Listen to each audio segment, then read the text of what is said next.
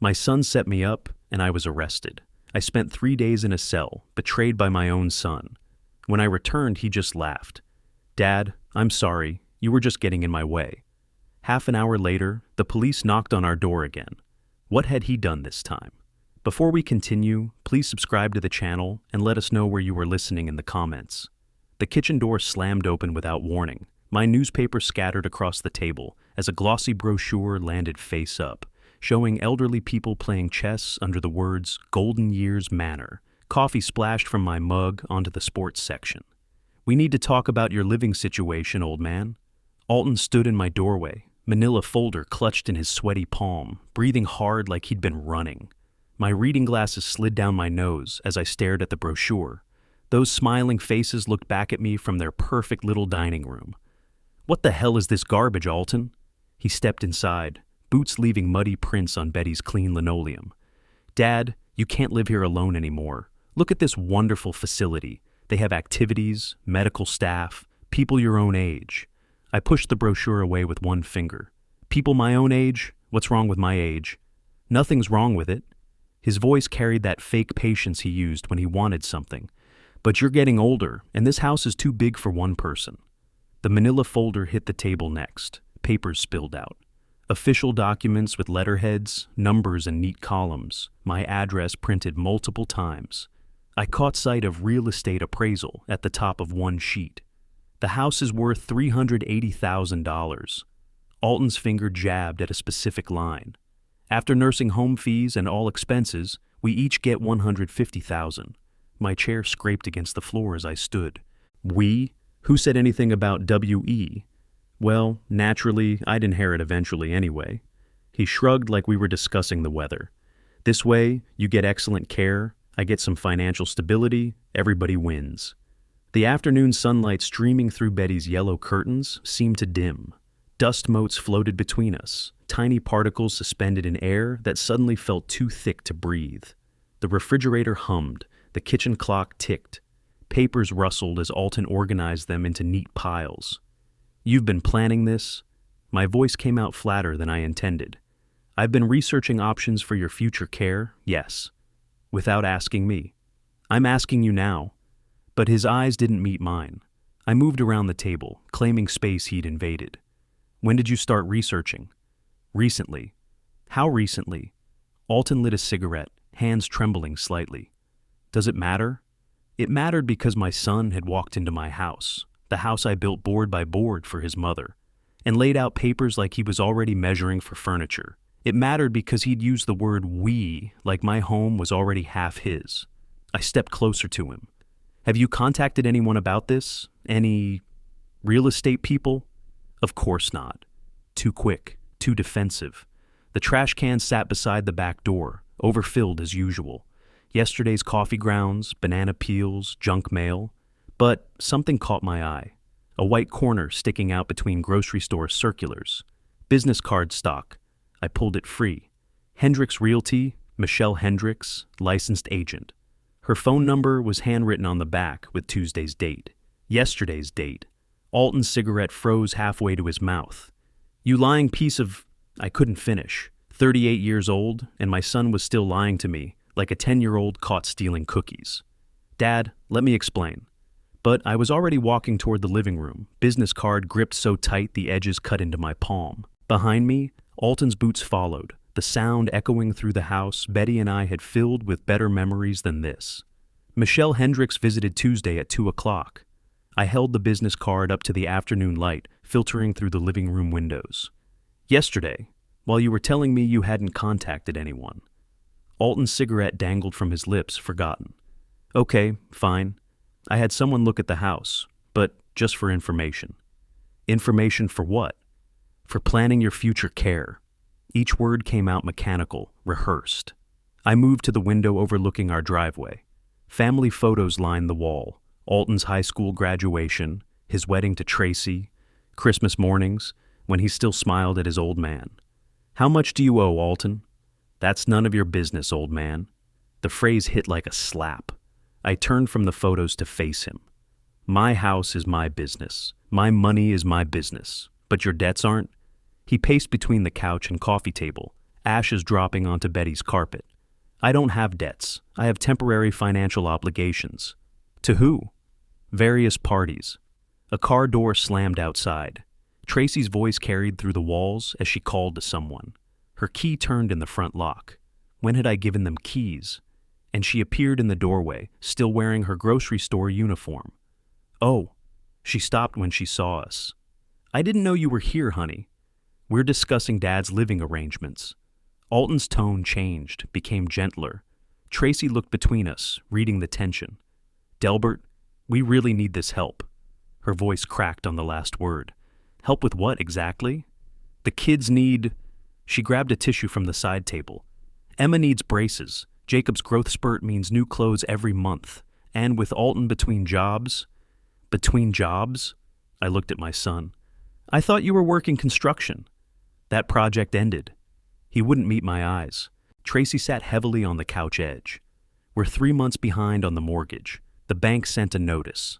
The room went quiet except for the sound of Tracy crying into her tissue. Outside, a neighbor's dog barked. The afternoon light shifted, casting longer shadows across the hardwood floors I'd installed myself 40 years ago. I won't sell the house I built for your mother. My words came out steady, final. Alton's head snapped up. She's dead, Dad. Has been for 5 years. The tissue box rattled as Tracy grabbed another handful. Her shoulders shook. Delbert, please. We have nowhere else to turn. You could get a job. I looked directly at Alton. Full-time, permanent. You think I haven't tried? His voice rose. You think I enjoy asking my father for help? I think you enjoy taking shortcuts. He stubbed out his cigarette in Betty's ceramic ashtray, grinding it down to nothing. This isn't a shortcut. This is reality. You're 68 years old, living alone in a house too big for one person, with no plan for when you can't take care of yourself. I can take care of myself just fine. Can you? Tracy looked up from her tissues. What if you fall down those stairs? What if you have a heart attack in the middle of the night?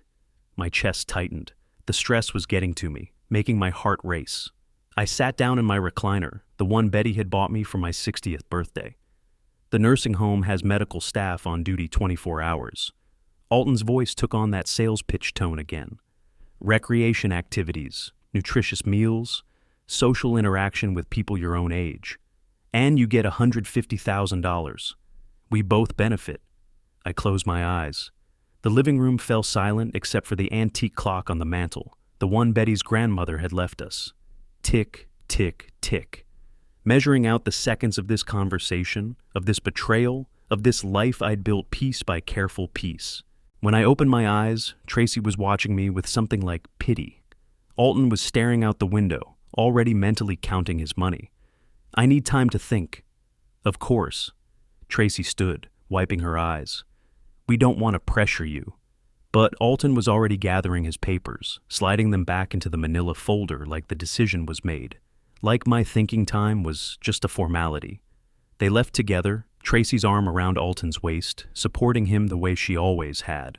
I watched from the living room window as their old sedan pulled away, brake lights flashing red at the stop sign, before disappearing around the corner. The house fell quiet around me. Too quiet. Too big for one person, like they'd said.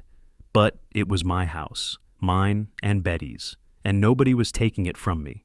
After they left, I couldn't eat dinner, went straight upstairs. My legs felt heavy climbing each step, like the weight of the afternoon had settled into my bones. The banister wobbled slightly under my grip, something else I'd been meaning to fix but kept putting off. At the top, I turned toward our bedroom, flicking on the bedside lamp. Betty's photograph smiled at me from the nightstand. 35 years old in that picture, holding baby Alton outside the hospital.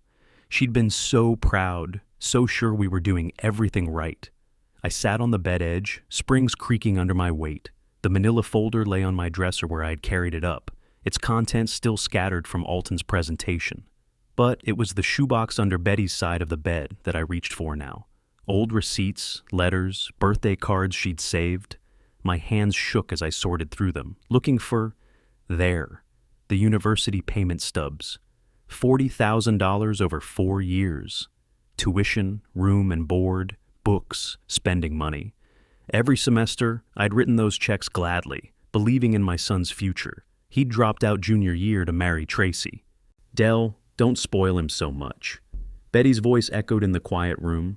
She'd said it a dozen times, watching me slip Alton $20 bills, pay his speeding tickets, cover his first apartment deposit. He needs to learn consequences. But I hadn't listened. After Betty died, I'd gotten worse. Guilt, maybe, trying to be both parents. When Alton lost his job last Christmas, I'd paid their electric bill. When Tracy needed car repairs, I'd covered that too. I pulled out a letter Betty had written me during her final hospital stay. Her handwriting was shaky from the medication, but her words were clear. Take care of yourself first, Dell. Alton is a grown man. He'll find his way. She'd been wrong about that last part. I stood and walked to the window overlooking the backyard. The oak tree I'd planted for Alton's 10th birthday had grown taller than the house now. Its branches scraped against the gutters when the wind picked up. Another thing I'd been meaning to trim but never got around to. How many other things had I let slide? How many signs had I missed? The gambling probably started small. Office pools, lottery tickets, maybe weekend poker games with the construction crew. But 3 months behind on the mortgage meant serious money, serious problems. The kind that made a man look at his father's house and see dollar signs instead of memories. I moved through the house room by room, touching things Betty and I had chosen together. The kitchen cabinets I'd built myself, measuring twice and cutting once like my father taught me. The bathroom tile she'd picked out, arguing with me about the color until I realized she was right. The living room floors I'd sanded and stained while she was pregnant with Alton, both of us dreaming about the family we'd raise here. In Alton's old bedroom, his high school trophies still lined the shelf. Baseball mostly. I'd never missed a game, even when I had to leave work early. Betty would pack sandwiches and we'd sit in the bleachers, cheering every hit, every stolen base. He'd been good. College scouts had called. But baseball required discipline, practice, showing up when you didn't feel like it. Somewhere along the way, Alton had decided those things were optional. I picked up his junior year trophy, most improved player, his last season before he discovered girls and parties and all the things that seemed more important than showing up at 6 a.m. for practice. The bedroom felt smaller than I remembered. Or maybe I'd gotten bigger, older, taking up more space with my disappointments and regrets. The afternoon was fading into evening, painting everything in golden light that made the dust visible on every surface. Betty's perfume still lingered in our closet. 5 years, and I couldn't bring myself to give away her clothes. Sometimes I'd open the door just to breathe her in, remember what it felt like to not be alone in this house. But I wasn't really alone, was I? I had a son who saw me as a paycheck, a daughter-in-law who cried on cue, and grandchildren who barely knew my name. I had neighbors who waved from their driveways and church friends who asked how I was doing without really wanting to know. I had this house, this beautiful empty house that Betty and I had filled with 40 years of love and laughter, and the ordinary magic of a life built together. And nobody, not Alton, not Tracy, not Michelle Hendricks with her business cards and smooth sales pitch, was going to take that away from me. I fell asleep in the chair beside Betty's photograph, her letter still clutched in my hand, while outside the oak tree whispered against the windows and the house settled around me like a cocoon of memory and determination. The pounding on my front door jolted me awake at 6:15 a.m. Betty's photograph slipped from my fingers onto the bedspread as aggressive knocking echoed through the house. "Police! Open up!" I grabbed my robe, feet finding slippers in the dim morning light. My legs felt unsteady on the stairs, each step creaking under weight that seemed heavier than yesterday. The knocking continued, urgent and official. Through the peephole, 2 uniformed officers stood on my porch. The younger one held papers. The older one had his hand resting near his belt. I opened the door, chain still attached. "What's this about?" "Mr. Delbert Watkins?" The older officer, badge reading Johnson, stepped forward. "We have a search warrant for these premises." The paper thrust toward me contained legal language I couldn't focus on. My eyes caught fragments. Illegal weapons, threatening neighbors, anonymous tip received. "I don't understand." My voice came out hoarse from sleep. "What weapons?" Officer Johnson pushed past me as I unlatched the chain. "Sir, we need you to step aside while we execute this warrant." The second officer, Rodriguez on his nameplate, moved toward my garage. "Do you have any firearms on the property, Mr. Watkins?" "No, I've never owned a weapon in my life." But Rodriguez was already lifting my toolbox lid, photographing contents with a digital camera. Johnson searched through boxes of Christmas decorations Betty had organized years ago. Everything methodical, professional, invasive. Found something? Rodriguez's voice carried across the garage. My heart stopped. He lifted a cloth bundle from the bottom drawer of my tool chest, unwrapping it carefully to reveal a black pistol. Serial numbers visible on the barrel caught the morning light streaming through the garage window. "Mr. Watkins, do you have a permit for this weapon?" "What weapon? I don't keep any weapons." The words tumbled out too fast, too desperate. Johnson approached with handcuffs. "Sir, someone reported that you threatened neighbors with this firearm." "That's not true, my son." The realization hit like ice water. Oh no. Rodriguez bagged the pistol while reading from a small card. "Delbert Watkins, you're under arrest for illegal possession of firearms. You have the right to remain silent." The Miranda rights continued, but I stopped hearing individual words. My hands trembled as cold metal circled my wrists behind my back. Across the street, Mrs. Henderson's curtains moved. Neighbors would be talking within the hour. "This isn't mine." I said it again and again as Johnson guided me toward the police car. "Someone planted this. My son has keys." "You can explain that at the station, sir." The back seat smelled like disinfectant and fear. Through the window, I watched my house shrinking away. Garage door still open, toolbox scattered with my lifetime of honest work. Johnson's radio crackled with dispatch codes I didn't understand. We drove past the elementary school, where I'd taught Alton to ride his bicycle. Past the hardware store where I'd bought supplies to build our family home. Past the diner where Betty and I shared coffee every Sunday morning for 20 years. At the station, more procedures, photographs from multiple angles, fingerprints pressed onto cards, property inventory, wallet, keys, wedding ring, reading glasses, everything placed in labeled bags like evidence of a life interrupted. "Phone call?" Rodriguez asked. Who could I call? My son had betrayed me. My friends would hear about this soon enough. My lawyer retired 3 years ago. "No one," I said. The holding cell door clanged shut behind me. Concrete walls, metal cot, thin mattress that smelled of industrial bleach. A small window with bars showed morning light growing stronger outside while I sat in shadows, still wearing yesterday's pajamas under my robe. Alton had keys to my garage. Alton knew every corner of my property. Alton needed money badly enough to put his father in jail. The pistol hadn't been there yesterday. I was certain of that. The booking sergeant's voice echoed off concrete walls as he processed my paperwork. Wednesday, April 16th, 8:30 p.m. 12 hours since the arrest, and I still couldn't believe I was here. My cellmate sat on the lower bunk, whittling a small piece of wood with a plastic spoon handle. Gray hair, weathered face, gentle eyes that had seen too much. "Son set you up, didn't he?" Eddie McCormick's voice carried decades of experience. "How do you know?" Eddie looked up from his carving. "Seen your type before. Clean-cut family man, confused as a cat in a doghouse. My daughter sold my house while I was in the hospital." I eased onto the upper bunk, springs creaking under my weight. "What did you do?" "Nothing. Still regret it." The first night passed in fragments of uncomfortable sleep. Thin blanket, hard mattress, strange sounds echoing from other cells. My chest tightened with stress, heart hammering against ribs whenever footsteps approached our door. Thursday morning brought weak coffee and dry toast. Eddie shared his breakfast wisdom while we ate standing by the small window. "Family betrayal cuts deepest," he said, watching pigeons land on the exercise yard fence. "Because you never see it coming from people you love." I gave him everything: college tuition, down payment help, covered his bills after Betty died. "Course you did. That's what fathers do." Eddie's spoon clinked against his coffee mug. "Question is, what you gonna do now?" I spent Thursday walking circles in our cell, 8 steps wall to wall, trying to work out the stiffness in my joints. Eddie taught me prison exercises, push-ups against the wall, stretches that wouldn't aggravate my heart condition. "Your boys got gambling problems?" he asked during afternoon rest time. "I think so. 3 months behind on their mortgage."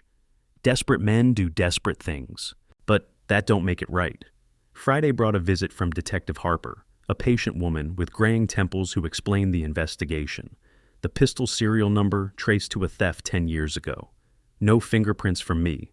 Anonymous tip from a male caller who wouldn't identify himself. Someone planted this weapon, Mr. Watkins. Do you have suspicions about who might have done this? Yes, but it's a family matter. Eddie listened to my account when Harper left. They dropping charges? Soon as paperwork processes through. Then you got choices to make. Friday night, Eddie told me about his daughter. How she'd convinced him to sign papers while he was medicated. How she'd sold his family home and moved him into a facility. How he'd spent 5 years drinking away the pain instead of fighting back. Some things worse than prison, he said in the darkness. Living with evil winning is one of them. Saturday morning arrived with gray light through barred windows. Eddie was carving again, small wooden bird taking shape between his fingers.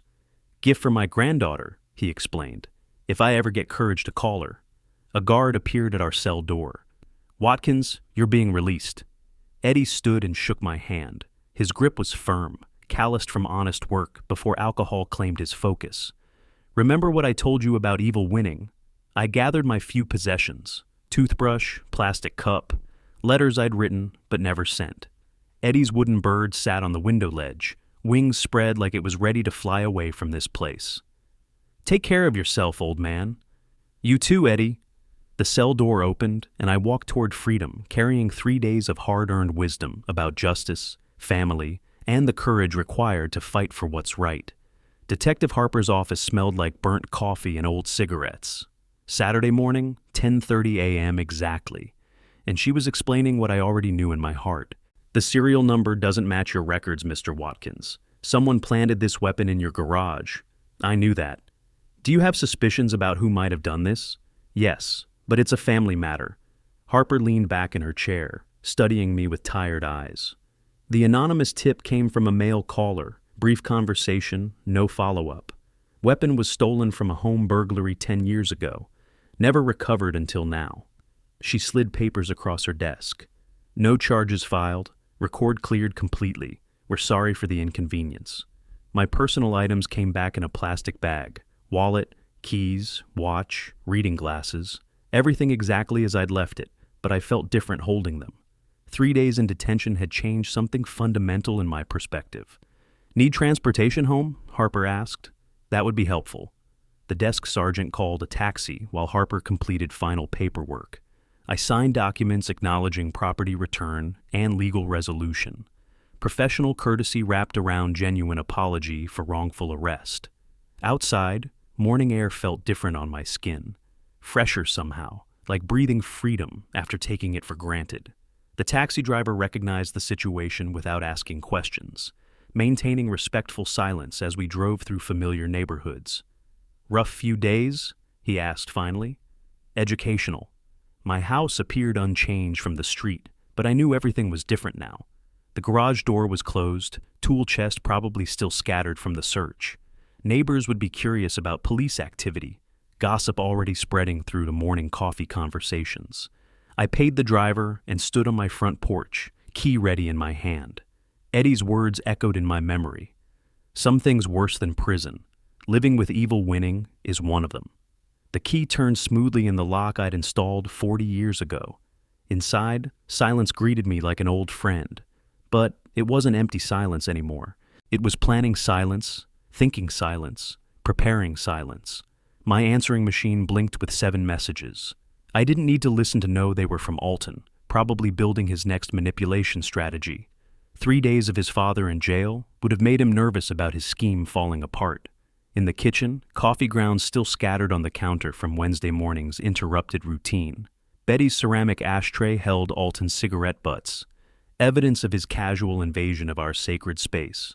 I made fresh coffee with steady hands, mind clear despite exhaustion. Eddie had taught me that betrayal revealed true character in both victim and perpetrator. Alton had shown his character by putting me in jail. Now I would show mine. The manila folder still lay on the kitchen table where Alton had left it Tuesday afternoon. Real estate appraisal, nursing home brochures, financial projections, all his careful planning to steal my inheritance while I was still alive to see it happen. But he'd made a mistake. Desperation had pushed him too far, too fast. The planted weapon was evidence of criminal intent, not just family greed. That changed everything about what I could do next. I sat in the same chair where this nightmare began, sipping coffee and planning justice. Not revenge. Eddie had been clear about the difference. Justice meant protecting what Betty and I had built together. Justice meant stopping Alton before he hurt someone else. The phone rang. Alton's number on caller ID. I let it ring. My key turned in the front door lock. The same mechanism I'd installed 40 years ago, still working perfectly. The taxi's engine faded down the street as I stepped inside, expecting silence and the familiar emptiness of my house. Instead, the television blared from the living room. I dropped my plastic bag of prison belongings and moved toward the sound. There on my couch, feet propped up on Betty's coffee table, lay Alton. Empty pizza boxes cluttered the floor beside 2 beer cans and a crumpled napkin. The remote control rested on his chest as he watched some afternoon talk show. He looked up when I appeared in the doorway. No guilt crossed his face. No surprise. Just mild irritation at being interrupted. "Hey, Dad, you're home early?" The casual tone hit me like cold water. "Early? I've been in jail for 3 days." "Yeah, I heard." He stretched his arms above his head, completely relaxed. "How was it?" I stared at my son, this 38-year-old man who destroyed his father's freedom and was now treating my living room like his personal entertainment center. "How was it? How do you think it was?" "Probably not great." Alton shrugged. "But hey, at least now you know what it's like being locked up. Might give you some perspective." "Perspective on what?" "On how the real world works." He muted the television and sat up slightly. "People do what they have to do to survive." My hands began trembling. The plastic bag slipped from my fingers, spilling toiletries across the hardwood floor I'd installed myself. "Why did you do this, Alton?" He looked directly at me with those eyes that had once lit up when I taught him to catch a baseball. "Dad, sorry, you were just in my way of getting something done." The words hung in the air between us like poison gas. In my way. 3 days in a concrete cell, sleeping on a thin mattress, eating prison food, using a metal toilet in front of strangers, because I was in his way. "In my way?" My voice cracked. 3 days in a cell. Alton's expression didn't change. If anything, he looked mildly amused. "Well, now you know what it's like, being locked up. Maybe next time you won't be so stubborn about helping family." "Are you insane?" "I'm practical." He reached for one of the beer cans, taking a long sip before continuing. "You were never going to sell this house voluntarily, so I created motivation." Eddie's words echoed in my memory. Some things worse than prison. Living with evil winning. I'd thought I understood what he meant. Now, looking at my son's smirking face, I realized I hadn't comprehended the full horror of family betrayal until this moment. "You planted evidence to frame your own father. I created circumstances that would help you see reason." Alton's voice carried the same tone he'd used as a teenager when caught shoplifting. Technical denial wrapped in false innocence. The afternoon light streaming through Betty's curtains seemed dimmer somehow, as if my son's presence had physically darkened the room. This was the same living room where we'd opened Christmas presents, where Betty had read him bedtime stories, where he'd brought Tracy to meet us for the first time. "Get out." The words came out quietly, but with absolute finality. Alton laughed. "This is going to be my house soon anyway, old man. Might as well get used to sharing the space." He stood up then, all 6 feet of him, and I remembered suddenly how much bigger he'd gotten since his construction work, how much stronger, how much younger. My heart hammered against my ribs, but I didn't back down. "Get out of my house. Make me." We stood facing each other across Betty's coffee table, father and son, good and evil. Everything I'd tried to build in this family reduced to this moment of absolute moral clarity. We moved toward the kitchen as if drawn by gravity, both understanding this conversation needed privacy from the neighbor's potential hearing. The confined space made everything more intense. Alton's size, my age, the violence simmering between us. "You want to know the truth about your situation?" Alton leaned against my kitchen counter like he owned it. "I'll take you to court and have you declared incompetent." "Just try it." "Look at you, arrested for illegal weapons, can't handle your own finances, living alone in a house too big for one person." His voice carried the confidence of someone who'd already consulted lawyers. "Any judge would see you need supervision." My chest tightened with stress and rage. You're too young to understand what you're destroying here. I understand perfectly. Alton opened one of my cabinets, helping himself to a glass, like this was his kitchen. You're too old to oppose me. This house, that money, it's all going to be mine eventually anyway. Not if I have anything to say about it. He laughed, a sound without warmth or humor. What are you going to say? You're 68 years old with a heart condition and a recent arrest record. I'm 38, married with kids, presenting a reasonable plan for your care. The glass slipped from his hand, or maybe he threw it. Ceramic exploded against the wall beside my head, fragments scattering across Betty's yellow linoleum. The sound echoed through the house like a gunshot. "Get out of my house!" I shouted, my voice carrying more authority than I'd felt in years. "This will be my house soon enough, old man." Alton stepped closer, using his height advantage. "You can fight me on this, but you'll lose. The nursing home is happening whether you cooperate or not." My heart hammered so hard I could hear it in my ears. Sweat beaded on my forehead, despite the cool April air. But Eddie's voice echoed in my memory. "Some things worse than prison. I built this house with my own hands for your mother." Each word came out measured, controlled. "Every board, every nail, every piece of love we put into these walls, you will not take it from me. Watch me." Alton brushed ceramic fragments off his shoulder and headed for the back door. "You've got 1 week to reconsider. After that, the legal papers get filed." The door slammed behind him with enough force to shake the window frames. His footsteps crunched across the gravel driveway. Car door banged shut. Engine roared to life. Tires squealed as he drove away, leaving me alone among the broken glass and scattered pieces of my shattered family. I sank into the kitchen chair, where this nightmare had started Tuesday afternoon. The ceramic shards caught afternoon sunlight. Throwing tiny rainbows across the floor, Betty had mopped thousands of times. 1 week. He'd given me 1 week before destroying everything I had left. But Alton had made a crucial mistake in his arrogance. He'd assumed his old man would crumble under threats and intimidation. He'd forgotten that I'd raised him, which meant I knew exactly how his mind worked. More importantly, he didn't know about Eddie McCormick and the education I'd received during 3 days of detention. The difference between revenge and justice. The courage required to fight evil, even when it wore your son's face. I began sweeping up the broken glass, each piece a fragment of the family we used to be.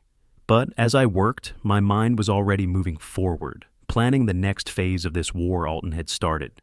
He wanted to play legal games? Fine. But he'd forgotten one important fact about his old man. I'd been building things and solving problems since before he was born. Sunday morning came gray and quiet. After a restless night replaying Alton's threats, I decided to understand exactly what had happened during my 3 days in jail. Eddie had taught me that knowledge was power, and I needed every advantage.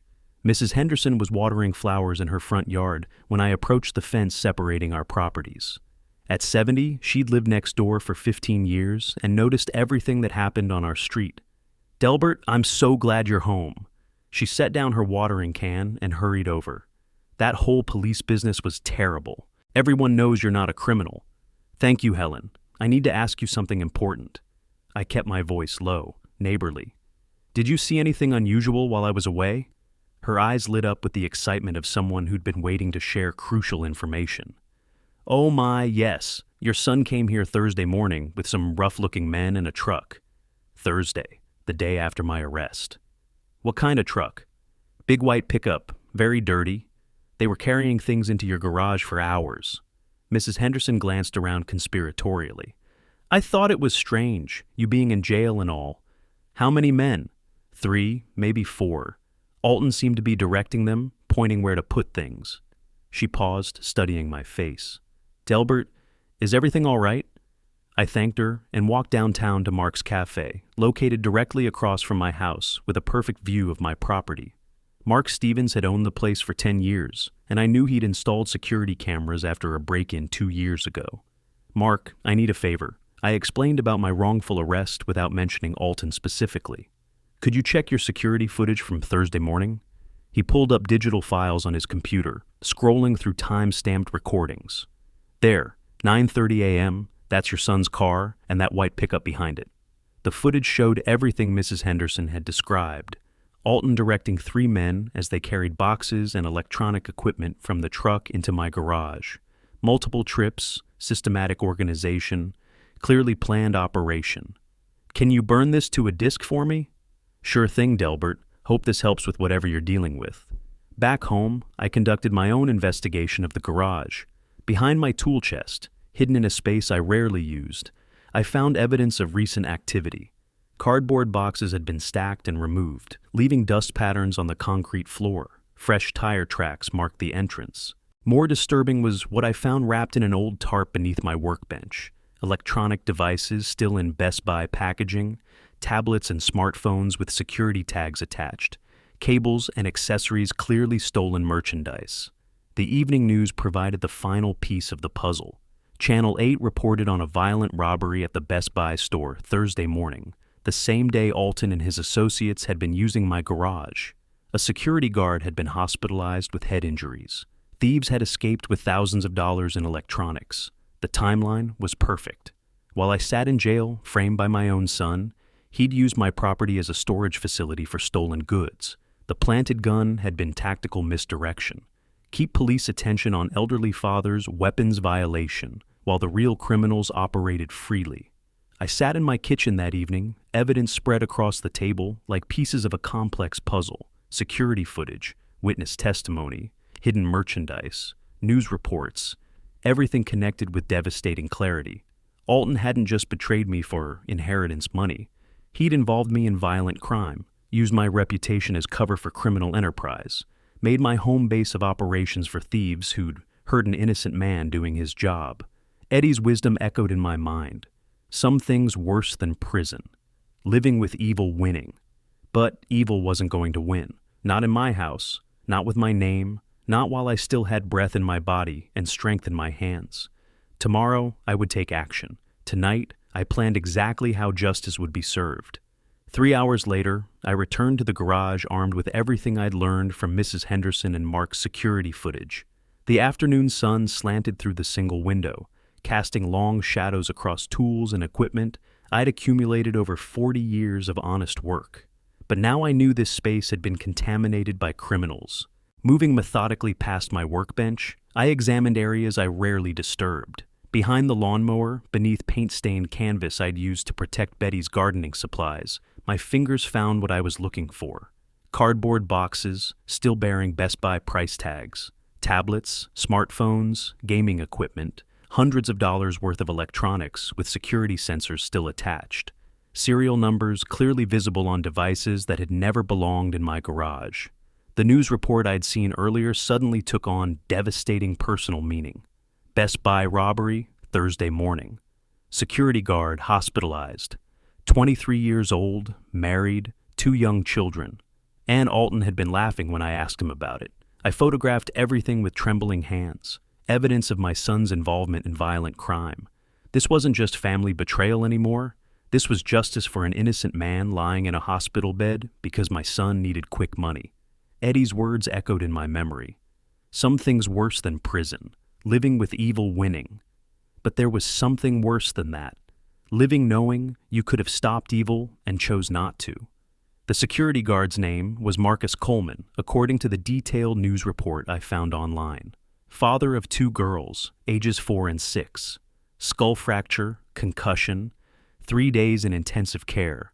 His wife had started a fundraising page to cover medical bills their insurance wouldn't handle. While I'd sat in jail, wrongfully accused of weapons charges my son had fabricated, that same son had been using my garage to store merchandise stolen through violence against an innocent family man. The moral equation was crystal clear now. This transcended family loyalty. This demanded justice. I spent the remaining daylight hours documenting everything, photographing hidden merchandise, copying serial numbers, researching the victim's condition, building an ironclad case against my own son. By evening, I had enough evidence to send Alton to prison for years. Armed robbery, assault, evidence planting, false imprisonment, crimes that carried serious consequences in any court system. The question wasn't whether he deserved prosecution. The question was whether I had the moral courage to be the one who made that call. Eddie had faced this choice with his daughter and chosen silence. 5 years later, he was still drinking away the regret in jail cells and detention centers. Marcus Coleman was 23 years old, with 2 little girls who needed their father healthy and whole. He'd been doing his job, protecting other people's property, when my son's greed had put him in the hospital. Some choices aren't really choices at all. They're moral imperatives disguised as difficult decisions. I walked back to the house as darkness settled over Evansville, evidence secured and conscience clear about what had to happen next. Tomorrow, I would make the hardest phone call of my life, but it would be the right call, and that was all that mattered. Monday evening arrived with the sound of Alton's car in my driveway. He'd brought Tracy this time, probably for emotional support during whatever new manipulation he'd planned. I watched from the kitchen window as they approached the front door, her arm linked through his, both of them casual and confident. They had no idea what I'd discovered. "Dad, we need to get those house papers finalized." Alton walked in without knocking, Tracy following behind with an apologetic smile. "The lawyer says we can expedite the competency hearing if we have your cooperation." I stood at the kitchen counter, phone in my hand, 911 already dialed. My finger hovered over the call button. "Alton, I know about Best Buy and the security guard." The words dropped into the room like stones into still water. Tracy looked confused. Alton's confident expression flickered for just a moment before he recovered. "Dad, I don't know what you're talking about. 23 years old, 2 little girls, skull fracture from where you or your friends hit him." Tracy's face went pale. "What security guard? Alton, what is he talking about?" "Marcus Coleman." I kept my voice steady, watching my son's face drain of color. "Married, father of 2, lying in a hospital bed because you needed money for your gambling debts." "Dad, it's not what you think." Alton's voice cracked, all pretense abandoned. "I know exactly what it is. I found the merchandise in my garage. I have security footage of you and 3 other men storing stolen goods on my property while I was in jail." Tracy gasped, stumbling backward into the wall. "Stolen goods? Alton, please tell me he's wrong." But Alton was staring at the phone in my hand, finally understanding the gravity of his situation. "No, please, I'll return everything." "Too late, son. There are things that can't be forgiven." I pressed the call button. 911, what's your emergency? "Officer Johnson, this is Delbert Watkins. I want to report a robbery and assault. I have evidence and stolen merchandise on my property."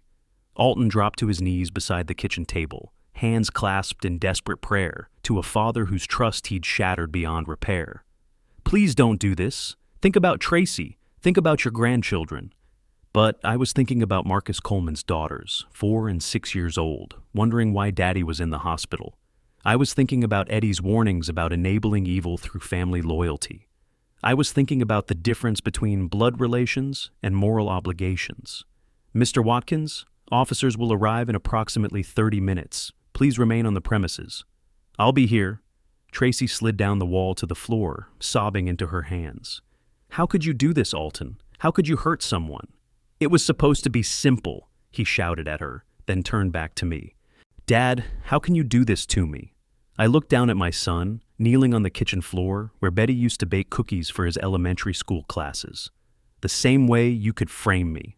The next 30 minutes would change everything. But for the first time in weeks, my conscience was completely clear. 30 minutes later, Officer Johnson's patrol car pulled into my driveway, red and blue lights painting the evening darkness in colors of justice and consequence. I stood on the front porch, watching through the window as my son paced frantically in the kitchen while Tracy sat crying at the table. "Mr. Watkins?" Officer Johnson approached with the same professional courtesy he'd shown during my wrongful arrest. "Are you certain about these accusations?" "Yes. The evidence is in my garage, and I have documentation of everything."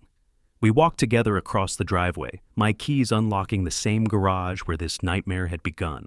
Johnson examined the hidden merchandise with careful attention, photographing items and checking serial numbers against his database. "This matches the Best Buy robbery report exactly."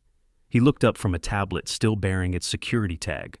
"You understand what this means for your son?"